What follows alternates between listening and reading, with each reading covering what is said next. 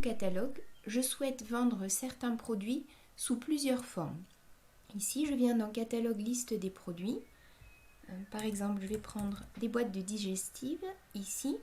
Et j'avais dupliqué ma fiche produit parce que je souhaitais soit vendre la boîte complète, le lot de 24 boîtes, comme je l'achète à la centrale d'achat, et j'avais créé une deuxième fiche dans laquelle j'avais déconditionné la boîte pour vendre vraiment le produit à la boîte. Maintenant, il est possible en fait d'avoir une seule fiche et qui contienne plusieurs types de déconditionnement différents. Donc, je vais m'intéresser à la boîte que j'avais, au lot que j'avais déjà déconditionné en 24 boîtes ici. Donc, j'ai mon lot. Je vends bien la boîte de 156 grammes à l'unité, on est d'accord, pour 3,30 € la boîte. Je me suis intéressée à la fonction déclinaison de prix ici et j'ai créé, en cliquant sur ajouter un nouveau prix, différentes déclinaisons. Donc j'ai créé la déclinaison qui s'appelle boîte à l'unité et que je vais appliquer avec donc cette marge à 65% pour toutes les boîtes que je vends entre une boîte et 11 boîtes. Donc si je vends une boîte à l'unité, bien sûr, elle a le prix unitaire de la fiche de départ, le lot déconditionné en 24, donc une boîte à 3,30 €. Et je précise ici dans les déclinaisons de tarifs que entre 2 boîtes et 11 boîtes, on va compter ce même tarif ici de 3,30 € pour la boîte, donc avec une marge à 65%. Ensuite, j'ai créé d'autres déclinaisons de tarifs. J'ai créé notamment... Alors ici, je l'ai appelé lot de 12 boîtes.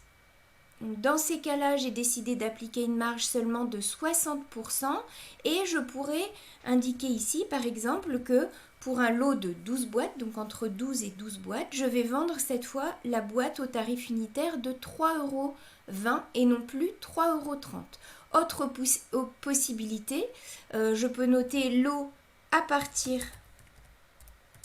de 12 boîtes et là dans ces cas-là je vais pouvoir décider que entre 12 boîtes vendues et 23 boîtes vendues par exemple, j'applique ce tarif de 3,20 € à la boîte et non plus de 3,30 €. Je vais enregistrer cette modification et puis dernière déclinaison que je souhaite établir, c'est le lot de 24 boîtes. Là vraiment je vends le lot tel que je l'achète à la centrale d'achat. Je vends le lot complet et cette fois je ne comptabilise qu'une marge de 50%, c'est-à-dire que je vais vendre la boîte au prix unitaire de 3 € et non plus 3,30 € ni 3,20 € comme pour les autres déclinaisons. Là je décide que je l'applique pour une boîte entière de 24 boîtes que je vends. Donc une fois que j'ai enregistré toutes ces modifications, si j'imaginais ici faire une vente de produits, ben effectivement, si je viens faire une vente pour un animal,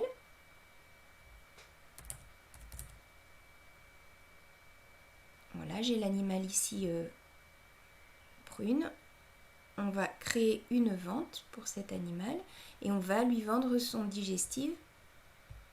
Donc là, je note bien mon digestif et on va voir qu'en fonction des quantités que j'indique, je vais pouvoir...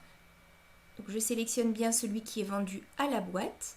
Si j'ai une quantité de 1 ou une quantité de 9 boîtes, j'aurai le prix unitaire de 3,30 € qui va être maintenu. Si maintenant je décidais de vendre le canine digestive sous une autre forme,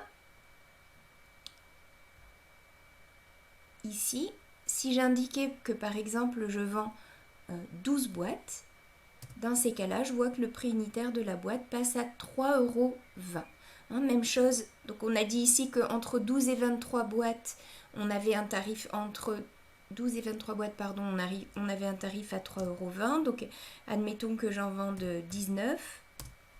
Même chose, j'ai mon tarif unitaire à 3,20 € qui reste disponible. Si je passais cette fois à 24 boîtes, je vends les 24, je valide ma saisie et cette fois la boîte à l'unité est bien passée à 3 €, soit 72 € au total, le lot complet de digestif. Alors vous l'aurez vu, dans mon catalogue liste des produits, il me reste 2 fois du digestif.